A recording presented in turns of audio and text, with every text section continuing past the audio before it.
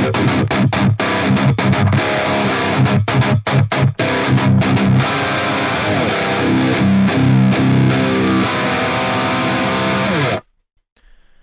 everyone, today we're going to be checking out Positive Grid's Bias Amp 2 and how you can get a pretty djenty, dare I say, progressive metal tone out of it. The plug-in chain for it is really simple. It's just a gate and then the TSC overdrive. This is a free plugin. I'll link it in the description. You see it on a lot of completely free metal tone videos on YouTube, and to its credit, it's a really good plugin, so we'll be using that today. Just for the settings on this plugin, the drive is on 0 because if we're adding more drive to a really high gain kind of tone, it will just get really flaky. Tone I like to keep in the middle because these pickups are really spanky. Speaking of the pickups, the guitar we're going to be using is a Ibanez RGIR model, hardtail bridge, 2 EMG pickups, 1 volume knob, 3i selector and a kill switch. Very, very metal, very, very simple, but it gets the job done. So that's why I like to keep it in the middle, just so it doesn't get too spanky and you get kind of a bit of that low end information coming in as well. And just volume I keep around 7.2ish, 7.5ish. It really depends on the mix. And then moving on from that, we'll go into Bias Amp, and this is the tone that we got. I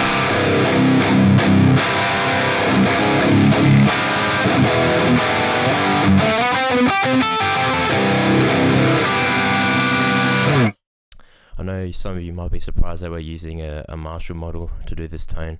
Reason being is that I found that, at least in today's age, like past couple of years, a lot of bands are moving away from like the 5150 standard and kind of going towards a more like Friedman HBE kind of model, which is essentially just a modded Marshall, really high gain Marshall. And we've tried to emulate that through Bias by just grabbing the JCM 800 model, which is the British Lead 800, and working from there. So just to start, we changed the cab. The cabs in Bias are okay. They're nothing to scream about, which is why I add my own. I like the Own Hammer 4x12 oversized rectifier cabs. It's just the staple. It sounds really good. The cab I use is a 4x12 recto from Own Hammer. These are really good cabs, and they cost about $9 American, or something like $13 Australian. So in terms of this tone anyway, I like using the Modern 7, which means it's not really like in the middle of the speaker, the mic, when they're doing it. It's kind of towards the side. If it was in the middle, it would sound really brittle, kind of like this. That's not a sound that I really go for. I kind of like the more well-rounded sound like this.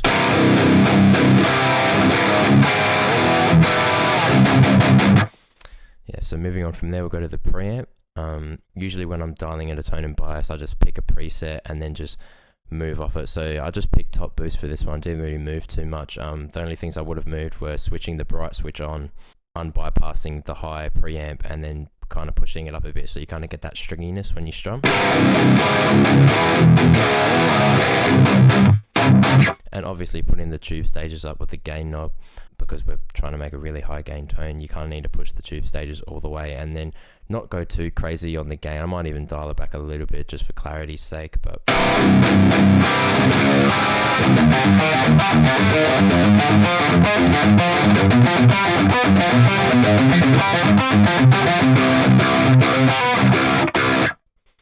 and then the tubes that we picked are the 12 AX7s. These are really good for high gain amps, which is why we're using them. Moving on to the tone stack, before we even started modeling, I set everything to noon. This is good to get a basis of what we're hearing and not coloring it too much before we start really dialing in what we want.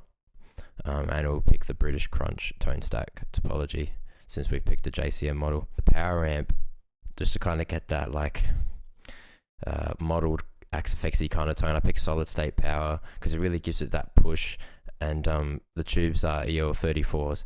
I know that a lot of Friedman models use the 6L6s if I'm not mistaken, but if we just compare the two,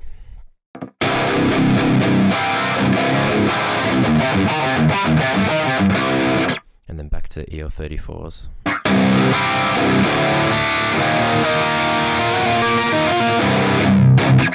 kind of gives it that little more gainy, because it does hold the gain better, the EL34 tubes in real life, so what I want to do in Bias. In terms of what the knobs are doing, I've kept the master just dead on in the middle, just so we're not really cranky and it kind of getting a washy kind of sound like this. It's way too much going on, so I like to keep it down the middle. Distortion just a little bit over halfway. You don't want to put too much gain or distortion, because then you would get this like big wall of sound. And for djenty stuff and progressive stuff, usually it's a lot of guitars doing a lot of different things at once, so you want to be heard, and you don't want it to be just a big wall of sound, just a big wash with a lot of low end.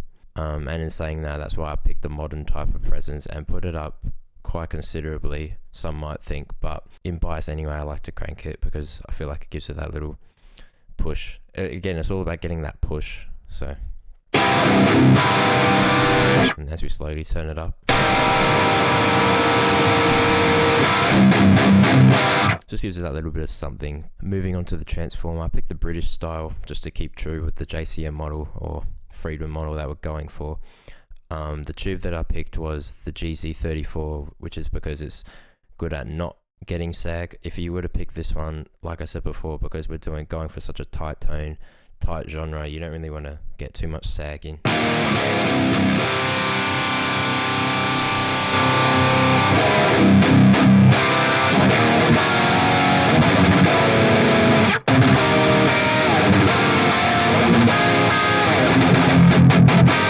I've turned compression pretty much all the way off because I don't want to get too compressed and too spanky. If I turn the compression up, it will just sound really fake and artificial. As opposed to turning it down.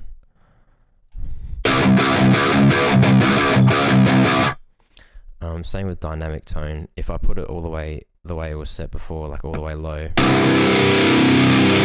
you kind of get this weird frequency pushing, and it's just really like ear piercing and annoying. But as you push it up, it kind of smooths out and gets a really nice, well-rounded tone.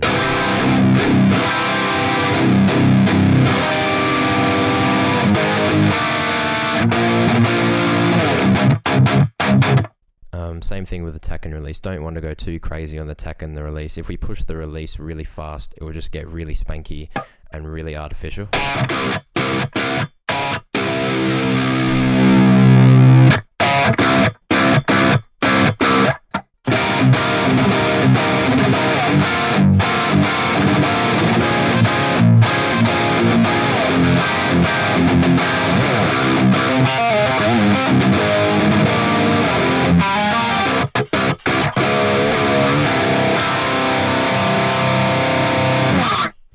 And yeah, that's pretty much it. That's our final tone. So let's just play a couple of things and see how it sounds.